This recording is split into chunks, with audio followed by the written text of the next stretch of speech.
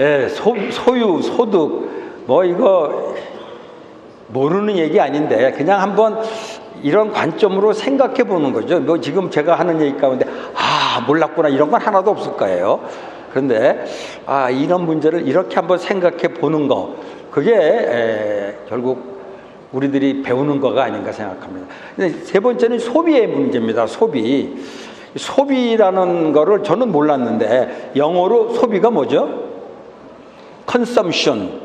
컨섬션이 소비라는 말하고 또 같은 단어로 쓰는 게 있어요. 뭔지 아세요? 폐결핵인가 그럴까요? 폐결핵인가 폐염인가 하여튼 컨섬션이라는 단어가 굉장히 영어로 나쁜 단어예요. 그러니까 소비라는 거는 이게 말하자면은 이게 없애버리는 거, 이게 안 좋은 단어예요. 원래 개념이. 그러니까 이렇게 우리 옛날부터 이 소비라는 아마 한자 자체도 굉장히 부정적인 의미가 들어가 있는 것 같아요. 그런데 사람은 소비를 하지 않으면 생존을 할 수가 없는 거예요. 그러니까 소비는 살아가면서 필연적으로 해야 돼요. 그리고 또 하나, 사회가 유지가 되기 위해서는 소비를 해야지 된다. 그래 생산하고 이거 맞아 들어가니까. 그러니까는 저는 항상 절약만 강조했는데 언젠가 나라에서 정부에서 소비 장려하잖아요. 왜냐면은 이거 뭐 이러다가 이 사회 망할 것 같으니까. 그러니까 소비가 그렇게 조금 경제적으로 볼 때는 굉장히 묘한 개념입니다. 그러니까 소비는 개인의 생존과 사회 유지를 위해서 필수적으로 해야 되는 거예요. 나쁜 행동이 아니라는 거죠. 근데 이제 이 소비에 크게 두 가지가 있는데 오늘 여기서 제가 정리하는데 생존 소비라는 말하고 생활 소비라는 말이 있더라고요. 생존 소비가 뭐냐? 겨우 사는 거죠. 그러니까 의식주 그냥 겨우 사는 거. 근데 생존 소비가 안 되는 사람들이 이 세상에 좀 있죠. 그런데 그래도 사실은 생존 소비라는 거는 이 세상 사람들은 결국 생존 소비는 그런 대로 하고 우리나라에 지금 뭐 거의 생존 소비는 다 하고 있는 거죠. 예수님이 저에게 했잖아요. 공중나는 새를 보라, 들의 백합화를 보라, 다 살지 않냐. 이거의 생존 소비 얘기입니다. 그 정도 사람들은 그 정도 사는 거는 살 수 있다, 그런 얘기예요. 근데 이제 생존 소비하는 거로는 전 세계가 하는데 부족함이 하나도 없어요. 그런데 이제 문제는 생활 소비라는 거가 있죠. 그거는 뭔가 생활 소비는 사람에 따라 다른 거예요. 그러니까 예를 들어서 저 같은 경우도 옛날에는 생활 소비에 자동차가 없어요. 자동차는 사치요. 근데 지금은 자동차가 생활 소비 안에 들어가 버렸어요. 이 세움을 따라 다르죠. 그래서 그런 부분에 있어서 여기 소비 부분에 대해서는 조금 신축성 있는 이해가 필요한 것 같아요. 제가 지금도 재미난 기억이 나는데 한국에 있을 때 우리 집에 냉장고 없었어요. 그 당시에. 그런데 미국 그걸 보여주는데 미국이 가난한 사람들은 엄청 가난하다는 거야. 그러면서 냉장고를 딱 열어주는데 텅 비어 있어. 저는 그거 보고 놀랬어. 냉장고가 집에 있네? 아니 이게 왜 가난해? 냉장고 있는데. 그게 이제 다른 거죠. 그런 게 다른 거죠. 그래서 사실은 우리가 크리스찬은 어떻게 소비 생활을 해야 되냐, 생존 소비만 해야 된다, 그건 아닌 것 같아요. 전도서에 많이 나옵니다. 하나님이 주신 것을 먹고 마시고 얼마든지 즐겨라 돼 있어요. 생활 소비를 할 수 있다는 거죠. 근데 이제 문제는 뭐가 문제냐? 그 소비가 소득 넘어서면 안 되는 거죠. 과소비가 되니까. 이런 어린애 같은 얘기는 하나만 한데 이게 지금 잘 안 지켜져요. 왜냐면은 우리 소비 문화가 왜곡이 돼갖고, 그러니까 소득 안에서 사용은 얼마든지 사용하고 얼마든지 나름대로 누릴 수 있죠. 그러니까 사실은 우리 이런 거 있잖아요. 돈 많은 사람들이 그 명품 사고 그러는 거 굉장히 부정적으로 보는 경향이 있는데 나도 그렇게 봤어요, 솔직히. 근데 요즘은 생각이 조금 달라졌어요. 나는 그 갑부들이 아주 저기 절약하고 이런 거 뭐고 뭐 저기 뭐죠 저기 뭐야 거기 저기 뭐야 그 벼락 갑부들이 뭐 신발이 떨어질 때까지 쓰고 그러면 이 사회 망합니다. 돈이 흘러야지. 그러니까 부자들은 돈을 좀 어느 정도 쓰셔야지 돼요. 그래야지 이게 돌아가지. 그러니까 개인적으로만 생각할 게 아니라 그래서 사실은 과소비라는 거는 많이 쓰는 게 아니라 자기 소득보다 많이 쓰는 게 이게 문제인 거지. 물론 이것도 이제 조심해야 될 부분은 있죠. 그래서 여기 이제 우리 크리스찬들이 소비에 대해서 조심해야 될 게 뭐냐면은 이제 과소비하는 거. 그 다음에 이제 내가 소비하는 거는 하나님 앞에서 견디는 건 좋은데 남의 소비 따라가는 거. 이게 이제 또 저기서 제일 중요한 성경 말씀이 저는 로마서 12장 2절인 것 같아요. 이 세대를 본받지 말고 하나님 뜻을 분별하도록 하라. 네, 우리가 지금 소비가 문제가 되는 거는 남들이 하는 거를 쫓아서 하는 것이 결국은 문제가 된다는 거죠. 우리들이 제일 많이 쓰는 말 가운데 이런 거 있어요. 이 정도는 해야 되지 않냐? 왜요? 다들 그렇게 하니까 요게 하나님 보시기에 어떨 것 같아요? 이 생각을 안 하는 거죠. 그래서 이런 것들이 우리가 소비하는데 좀 가져야 될 자세가 아닌가 생각합니다. 그래서 저는 유명한 말을 하나 만들었는데 이웃은 사랑하고 옆집은 무시하자. 전달이 됩니까? 뭐 설명 안 하겠습니다. 이웃은 사랑하고 옆집은 무시하자. 근데 우리가 어려운 이웃은 안 보이고 잘 사는 옆집만 보여갖고 자꾸 따라가게 된다라는 거죠. 그거.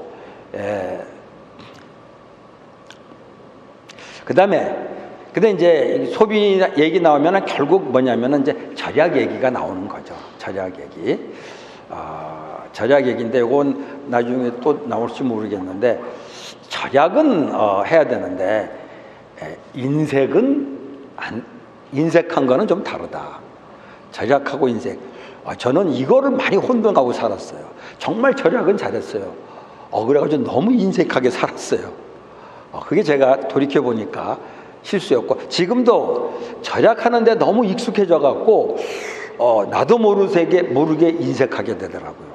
근데 크리스천은 절약은 해야 되지만은 사람들과 나누는 데는 좀 풍성하게 나눌 수 있어야 하는데 그거의 아주 대표적인 예가 향유 부은 여자입니다.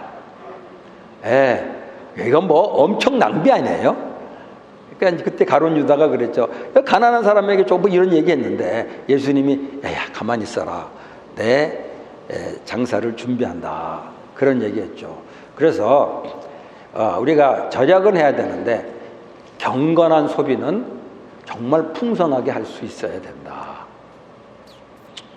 그런 것들을 소비와 관련해서 얘기하고 싶네요. 그 다음에 이제 핵심되는 얘기는 빚 문제입니다. 빚. 이거.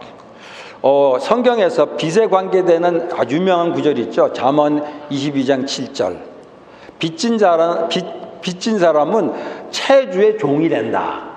빚쟁이의 종이 된다. 이거 굉장히 중요합니다. 그거를 저는 성경에 있는 말씀으로만 생각했는데 일반 사회에서도 얘기하더라고요. 은행에 돈 꾸면 은행 종이 된다. 딱 그러더라고요. 맞아요. 그렇게 되더라고요. 뭐 은행 돈 꾸지 말라는 얘기를 하려는 게 아니라 그런 빚에 대한 그런 의식이 필요하다는 거죠. 내가 빚을 지는 순간 빚진 사람들에게 종이 된다. 그리고 성경에서는 빚에 대해서 아주 부정적으로 얘기하는데 어느 정도 부정적으로 얘기하냐면은 빚하고 죄하고를 혼동해서 써요. 무슨 얘기냐면은 여러분 저기 주기도문에 이거 있죠. 우리에게 뭐 돼 있죠? 죄진 자를 사하여 준 것 같이 우리 죄를 사하여 주옵시고. 그게 영어 성경 버전에 여러 가지가 있는데 이런 버전이 있어요. 우리에게 빚진 자를 탕감해 준 것 같이 우리 빚을 탕감해 주옵시고.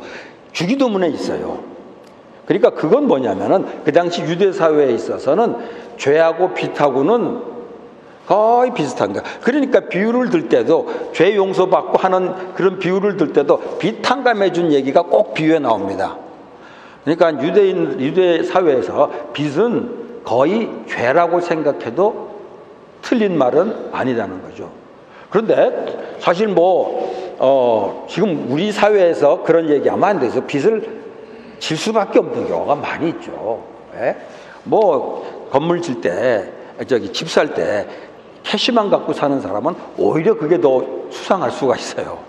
예, 그거는 빚을 질 수밖에 없는 거죠. 그리고 또 사업을 할 때 내 돈만 갖고 사업할 수 있는 사람이 얼마나 되겠어요. 금수저 외에는. 그러니까 빚을 진다라는 건 있을 수 있는데 빚 지는 거를 너무 쉽게 생각하는 거. 저는 이 성경을 통해서 하나님은 빚 지는 거를 굉장히 조심하라고 했구나 하는 걸 의식했으면 좋겠다는 겁니다.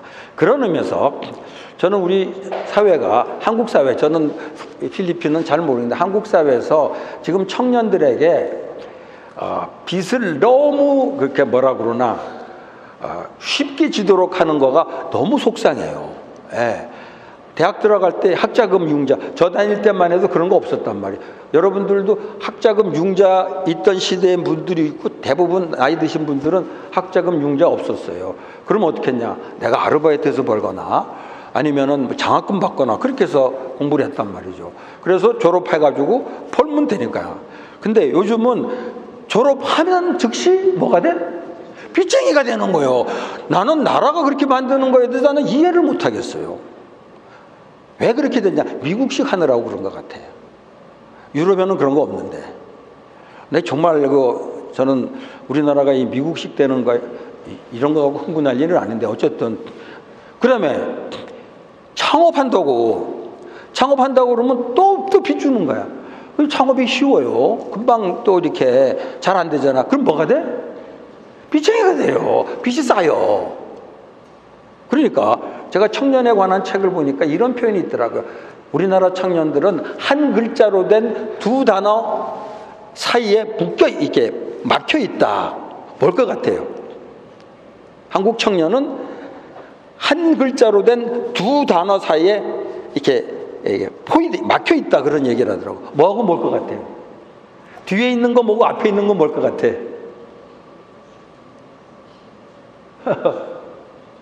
뒤에 있는 건 빚이고, 그러니까 청년 되자마자 빚이야.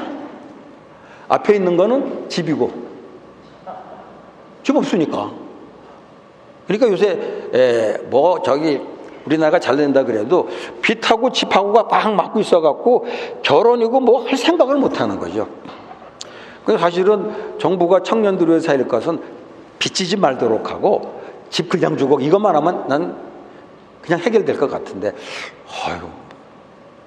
너무 무식한 얘기인지 모르겠지만 어쨌든 저는 이 빚 얘기 나오면 자꾸 흥분을 해갖고 그러니까 빚을 지지 않도록 해야 되는. 근데 아까도 빚을 질 수는 있으나 적어도 소비를 위한 빚은 절대 지지 말자.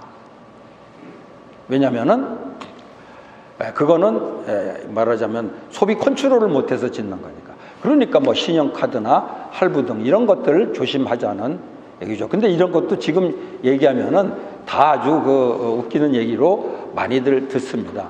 근데 제가 전문가들이 쓴 책을 봤어요. 이 재정에 대해 전문가. 그 사람 이름은 또 생각 안 나네요. 아주 전문가인데 그 사람이 재정을 가정 재정을 정말 건전하게 할 수 있는 3단계를 가르쳐 주더라고요.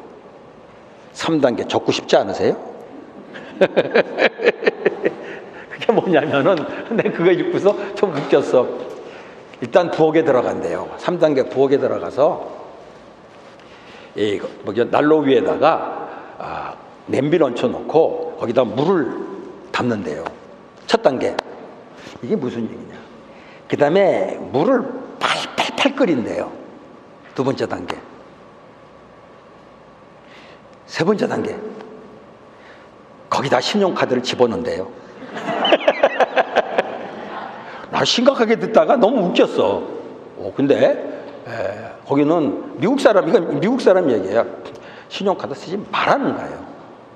그럼 신용카드가 생활의 편의 때문에 쓰는 건 좋은데 신용카드로 빚내는 건 절대 하지 마라. 이건 뭐 내 얘기가 아니라 전문가가 한 얘기인데 그 책에서 내 기억 남는 게 그겁니다. 3단계 끓여가지고 뭐 이거. 그러니까 그만큼 이 부분에 대해서 미국 사회가 이 신용카드 때문에 굉장히 어려움을 겪기 때문에 그런 얘기를 하는 것이 아닌가 생각합니다. 그래서 빚을 근데 피할 수는 없죠. 근데 과도한 빚은 지지 말고 빚을 졌으면은 빨리 갚아야 된다. 빚 갚는 거가 소비의 우선순위가 돼야 된다. 그럼 빚을 안 갚으면 어떻게 되는데? 뭐가 돼요? 내가 빚을 졌는데 빚을 안 갚으면 뭐가 돼요? 원치 않지만 도둑질한 게 되는 거죠. 남의 돈을 가져온 거니까. 이게 어떻게 도둑질이냐? 그게 도둑질이죠, 뭐. 따지고 보면은. 그래서 요거 우리 빚에 대해서 우리가 굉장히 그런데 이제 여기 대해서 저는 그래서 빚에 대해서 우리 교회에서 좀 잘 가르쳐주면 좋겠는데 한국 교회 안에서는 빚에 대해서 가르치기가 조금 어렵습니다. 모르겠어요. 우리 이 새생명교회는 뭐 그러지 않으리라고 생각하긴 하면서도 함부로 얘기가 그렇습니다. 왜냐하면 교회가 다 빚을 지고 있기 때문에 많은 교회들이 예배당 짓고 그러는 과정에서 빚을 지는 게 익숙해져서 뭐 교회가 지니까 교인들도 빚 지는 걸 너무 그렇게 생각하게 된다라는 거죠. 그런데 저는 이 얘기가 그럼 너는 빚 안 졌냐? 저도 빚 진 적이 있었어요. 제가 이제 미국에서 유학생활 할 때 교회 일을 그만두게 되면서 돈이 딱 떨어지더라고요. 야, 나는 빚 지는 거 왜냐하면 우리 아버님이 빚 지고선 돌아가셔가지고 빚 때문에 내가 고생했기 때문에 나는 절대로 빚 안 진다고 그랬는데 이거 빚 안 질 수는 없겠더라고요. 이건 뭐 굶으니까. 그래서 할 수 없이 후배한테 돈을 꿔서 그때 1,000불인가 3,000불인가 정확하게 얘기 안 나요. 그래가지고 빚을 졌다가 그냥 교회 이제 사역하게 되면서 제일 먼저 갚으려고 갚았었던 기억이 나긴 하는데 어쨌든 빚에 대해서 우리 크리스찬들이 세상과는 조금 다른 기준을 가지고 살았으면 좋겠다 그런 생각이 듭니다. 그 다음에 이제 뭐냐면 이게 미래를 위한 돈이라는 됐는데 이게 소유, 소득, 소비 얘기 나오다가 미래를 위한 돈 이게 갑자기 왜냐면은 우리가 돈은 현재를 위해 쓰는 거야. 그런데 사실은 이 돈은 미래를 위해서도 중요하기 때문에 미래를 위해서 준비해야 될 필요가 있다는 거죠. 그 중에 하나가 저축이라는 거죠. 저축. 마태복음 6장 34절에 유명한 말씀이 있어요. 내일일은 뭐죠? 이게 옛날 성경에 이렇게 돼 있어요. 옛날 성경. 요즘 개혁은 바뀌었어. 내일일은 내일 염려할 것이요. 한날의 괴로움은 그날의 족하니라. 이 번역은 정말 말도 안 되는 번역이에요. 내일일은 내일 걱정하라는 얘기로 들리잖아요. 걱정을 하긴 하는데 지금 하지 말고 내일 하라고. 그거 아니에요.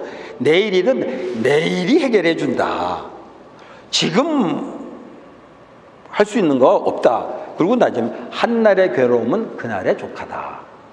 그래서 사실은 미래를 위해서 미래 때문에 걱정하는 건 쓸데없는 거죠. 미래는 미래가 해결할 거예요. 그러면 미래를 위해서 우리가 아무것도 안 해도 되냐? 준비를 해야죠. 그 준비가 뭐냐? 저축이에요. 저축.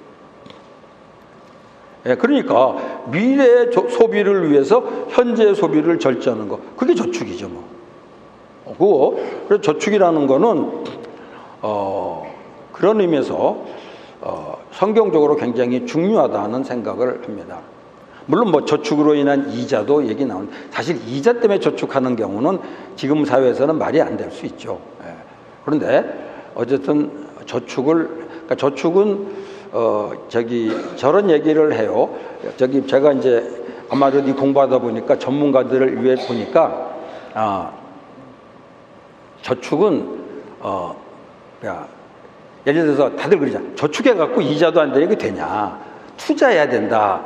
그런 얘기 하죠. 맞아요. 투자해야 돼요. 그런데 투자를 빚내서 하면은 말도 안 된다는 거죠. 제가 이 투자 얘기하면서 재미난 얘기를 듣습니다. 투자를 하는데 가장 못된 투자는 빚내서 하는 투자, 주식을 뭐 하여튼 빚내서 하는 투자. 그다음에 두 번째, 생활비로 하는 투자. 투자 잘못되면 큰일 나는 거야. 그러면 이렇게 안 하려면 어떻게 투자해야 되냐? 저축한 것으로 투자를 해야 된다는 거죠. 그거는 제 얘기가 아닙니다. 이건 전문가들이 하는 얘기입니다. 그건 내가 말해도 말이 되는 것 같아요. 그래서 결국은 아까 말했던 투자로 넘어가지만은 사실은 저축이라는 거가 있어야지 투자라는 게 의미가 있다는 거죠. 이런 얘기할 땐 제가 조금 조심스럽습니다. 왜냐하면 여기 전문가들이 있을 텐데 뭐 번디기 뭐 그런 거 있잖아요. 뭐 주름 잡고 뭐 이런 얘기 제가 이런 말할 자격이 있냐 그런데 요런 부분들은 나름대로 전문가들의 얘기를 보면서 공감되니까 이게 나누게 됩니다. 그래서 넘어가는 게 투자죠. 아까 말했던 대로 일해가지고 벌어야 되는데 일할 수 없을 때도 있고 그다음에 그 투자하는 것이 일인 사람도 있을 수 있다는 거죠. 그것도 생각 못했어요. 그런데 이제 요건 조심해야 될 것 같아요. 투자는 누구나 다 잘할 수 있는 건 아니라는 거죠. 투자에도 은사가 있다는 거죠. 요거 근데 이 투자 은사는 어떻게 하냐? 저도 잘 모르겠어요. 이런 부분은 자기가 이쪽을 해보다가 어떤 분들은 이런 걸 잘하는 분들이 있어요. 하다 보면. 근데 요거는 자기가 그런 은사가 있는지를 좀 확인해서 조금 투자가 은사가 있는 것 같으면은 이 투자를 좀 전적으로 들어드리고 좋겠다 생각이 듭니다. 근데 저는 개인적으로 아닌 것 같아요. 요거는 그것도 은사가 있는 것 같고 또 그 부분에 재능이 좀 있어야지 이게 가능하지 않나. 그런데 어쨌든 간에 투자를 하다 보면은 제가 그런 질문 많이 받습니다. 투기가 되는 거 어떻게 막느냐. 여기 전문가들이 있을지 모르겠습니다. 이 부분에 있어서. 근데 이제 투자가 투기가 되지 않도록 조심해야 되는데 주신 성경 말씀은 잠언 28장 20절 말씀입니다. 빨리 부자가 되려고 하지 마라. 그거야. 왜 투기를 빨리가 들어가니까. 투자해가지고 재산을 좀 증식하려는 것 자체는 문제가 아닌데 좀 조급해. 그러다 보면은 투기로 흘러갈 수 있답니다. 그래서 제가 전문가들한테 조금 얘기를 들어봤더니 그러더라고요. 뭐 이건 다 아는 얘기죠.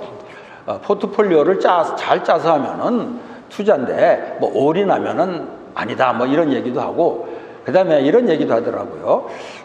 투자한 다음에 한 6개월 정도 가지고 있으면은 투자고 그 전에 막 왔다 갔다 하면 그건 투자 아니다.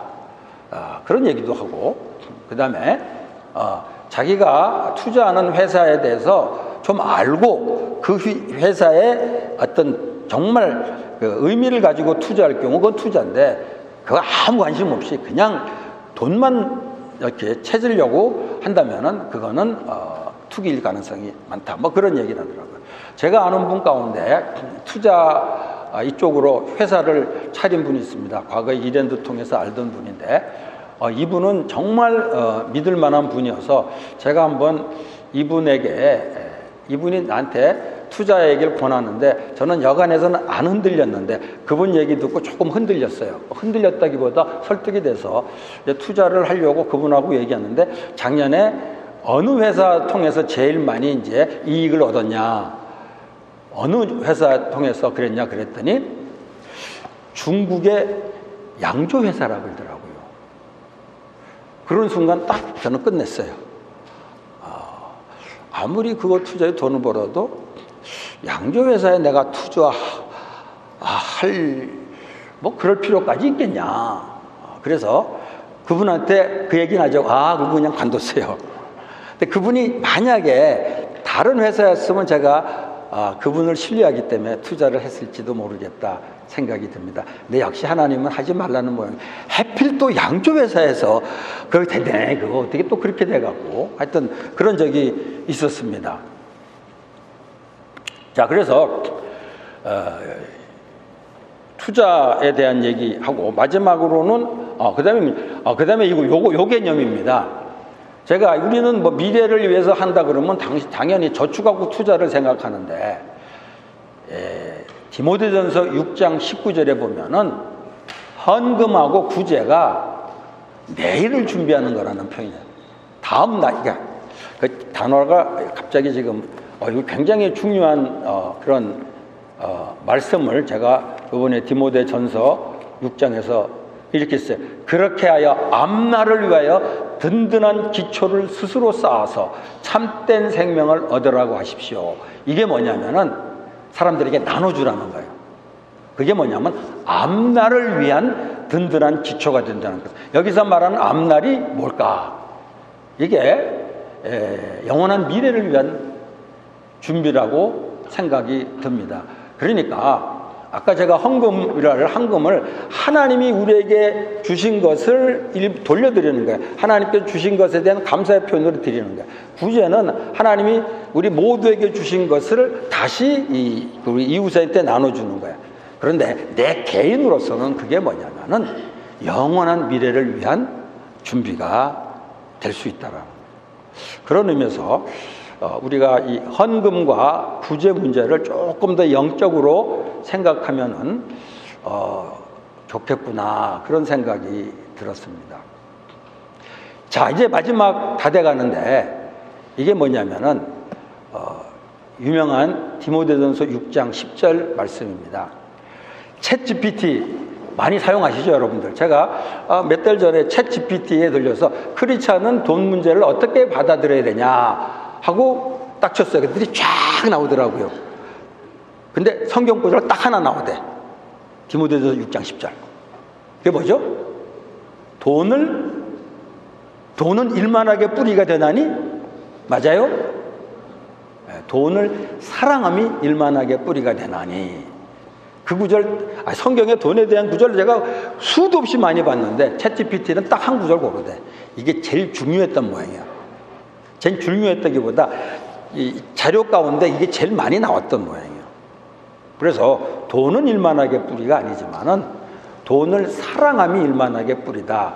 그거를 거꾸로 하면은 일만하게 뿌리를 찾아보면 돈을 사랑함에 있다. 이렇게도 말할 수 있죠. 뭐 맞잖아요. 일만 악들, 세상에 악들이 많아. 근데 왜 이런 막 악들이 생겼을지 막 뿌리를 이렇게 보면 거기에 뭐가 있어? 돈을 사랑함이 있다는 거죠. 그래서 우리가 크리스찬으로서 정말 바르게 살기 위해서는 한마디로 표현해서 죄 짓지 않고 살기 위해서는 돈을 사랑하지 않아야 되겠구나. 돈 벌지 말라는 얘기도 아니고 돈을 이게 아예 상종하지 말라는 얘기가 아니라 돈하고 뗄 수 없어요. 그런데 그게 돈 때문에 이렇게 죄를 짓게 되는데 그렇게 되지 않기 위해서는 돈을 사랑하지 말라 되겠구나.